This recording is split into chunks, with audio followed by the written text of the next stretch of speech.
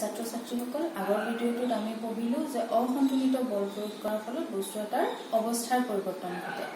এতিয়া যেতিয়া আমি কোনো এটা বস্তুৰ ওপৰত বল প্ৰয়োগ কৰোঁ তেতিয়াহ'লে বস্তুটো ধৰা কোনো এটা মজিয়াত লাগি থাকিব। যেতিয়া আমি বস্তুটোৰ ওপৰত বল প্ৰয়োগ কৰোঁ মজিয়াখনৰ লগত সেই বস্তুটোৰ এটা ঘৰ্ষণ সৃষ্টি হ'ব, ঘঁহনিৰ সৃষ্টি হ'ব। আৰু এই যেতিয়া ঘঁহনিৰ সৃষ্টি হ'ব আমি প্ৰয়োগ কৰা বলটো এই ঘৰ্ষণ বলতকৈ সদায় বেছি হ'ব লাগিব, তেতিয়াহে তাৰ আমি অৱস্থাৰ পৰিৱৰ্তন ঘটাব পাৰিম। তোমালোকে কিতাপৰ 115 নম্বৰ পেজত যদি চোৱা তেতিয়াহ'লে তাত 3টা এনেকৈ ছবি অঁকা আছে। এফালে ল'ৰা ছোৱালী এহালো অঁকা আছিলে, মই ছোৱালী মানুহকেইটা অঁকা নাই।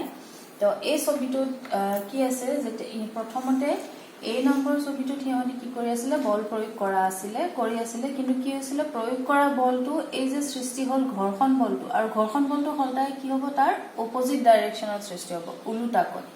তো আমি যদি কোনো এটা বস্তুত বল প্ৰয়োগ কৰিম ওলোটাকৈ ঘৰ্ষণ বলে ক্ৰিয়া কৰিব। গতিকে এই ক্ৰিয়া কৰা বলতকৈ আমি প্ৰয়োগ কৰা বলটো সদায় বেছি হ'ব লাগিব যদিহে আমি এই বক্সটোৰ অৱস্থা পৰিৱৰ্তন ঘটাব বিচাৰোঁ। তো প্ৰথম কি হৈ আছিলে, প্ৰয়োগ কৰা বলটো ঘৰ্ষণ বলতকৈ কম হৈ আছিলে, সেইকাৰণে এই বক্সটোৰ কোনো অৱস্থাৰ পৰিৱৰ্তন হোৱা নাই। দ্বিতীয় ছবিটোত কি হৈ আছিলে, দ্বিতীয় ছবিটোত বল প্ৰয়োগ হৈ আছে কিন্তু কি হৈ আছে, এইটো সন্তুলিত বল হ'ল। তাৰমানে প্ৰয়োগ কৰা বল আৰু এই যে সৃষ্টি হ'ল ঘৰ্ষণ বল দুয়োটা সমান সমান হৈ আছে। দুয়োটা সমান হৈ থাকিলেও কি হ'ব, বক্সটোৰ অৱস্থাৰ পৰিৱৰ্তন নঘটে।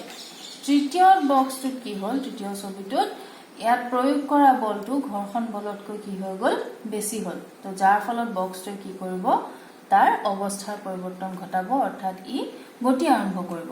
গতিকে আমি কি বুজি পালো যে কোনো এটা বস্তুত আমি বল প্ৰয়োগ কৰিলে কেতিয়া তাৰ অৱস্থাৰ পৰিৱৰ্তন হ'ব, যেতিয়াহে তাৰ কি হ'ব, অপজিট ডাইৰেকশ্যনত সৃষ্টি হোৱা ঘৰ্ষণ বলটোতকৈ প্ৰয়োগ কৰা বলটো বেছি হয়, তেতিয়াহে কি হ'ব, কোনো এটা বস্তুৱে তাৰ অৱস্থাৰ পৰিৱৰ্তন ঘটাবলৈ সক্ষম হ'ব।